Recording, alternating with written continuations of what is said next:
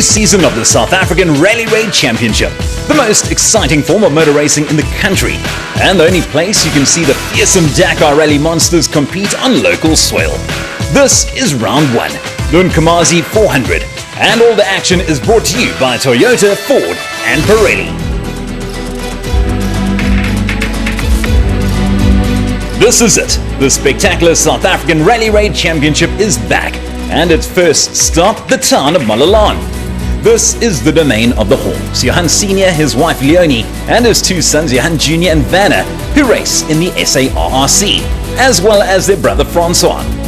The Horns have been synonymous both with the sport of rally raid racing, as well as the town of Malalan, where they've sponsored the Nkomazi 400 for many years.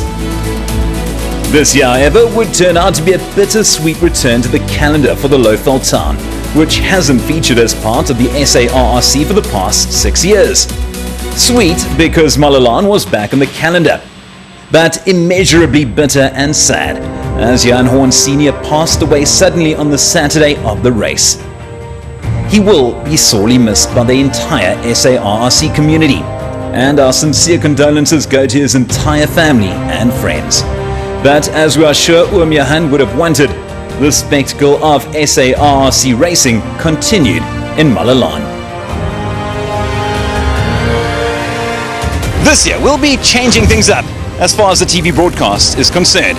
Instead of bringing you the action all in one go across all classes, this time around we're going to bring you the action class by class, kicking off with Class T1.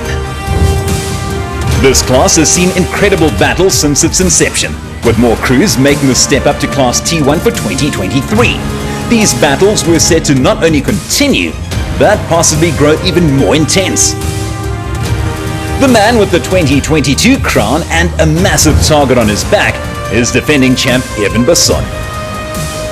Yeah, it's quite a bit of nerves. I think it's our 3rd season, and I think this year we just got to try to defend that championship. I think that will be our strategy. Basson will have to contend not only with his familiar foes, but also with young gun Jaden Els, who made the move from Class T to T1 for 2023. So those are just some of the key players. Let's look at the Class T1 action, starting with the Pirelli qualifying race, which took place on the Friday of the Nkomazi 400 weekend.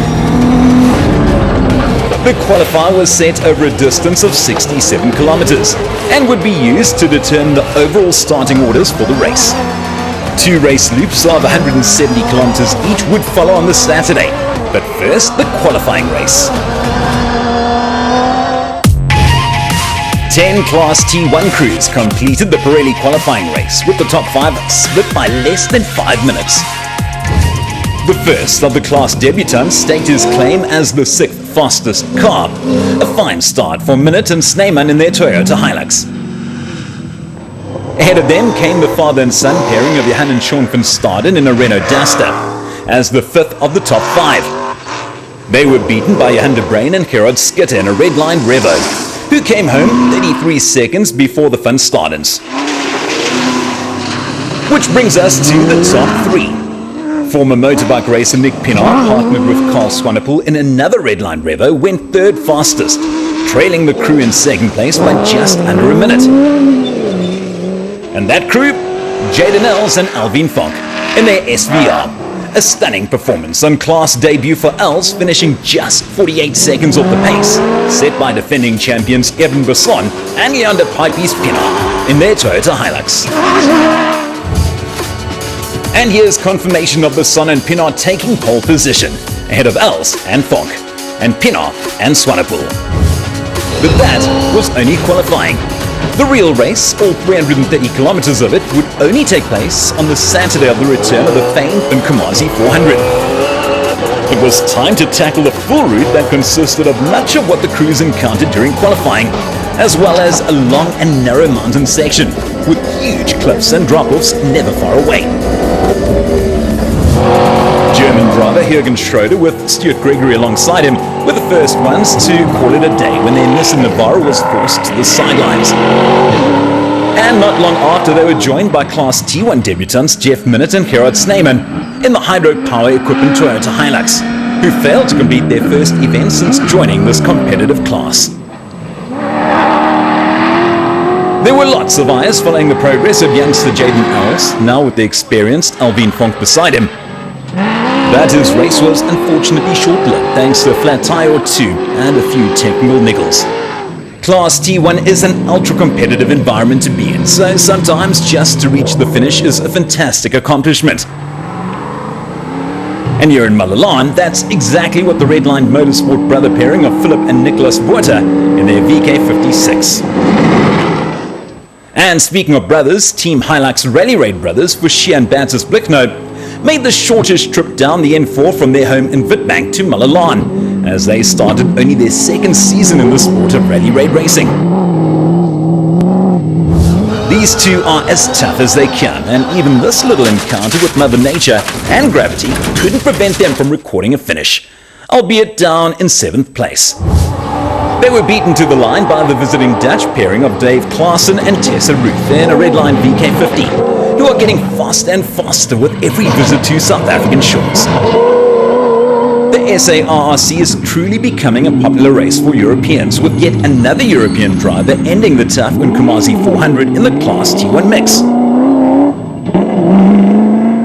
German Daniel Schroeder is however no stranger to South Africa, and together with Navi Ryan Bland, the pairing would have been satisfied with a 5th place finish. Someone who would have seen it all over the years is Johan van Staden. The veteran driver, now with his son Sean reading the notes, upgraded his KEC Racing Renault Duster to Class T1 for the 2023 season. And although missing out on a top 3 in qualifying, the father and son pairing soon moved into the Class T1 lead early on in the race. The joy was short-lived though, as they first lost 5th and 6th gears, which slowed them down a touch. But as much as losing 4-wheel drive and only having 2-wheel drive is not what you want in a rally raid race. They got it fixed at the halfway mark and managed to reach the end in 4th.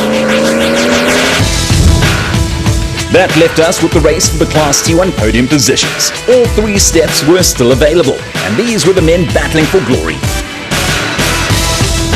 Pole setters Evan Besson and Leander Pienaar were regarded as the favourites in their Team Hilux Rally Raid Hilux.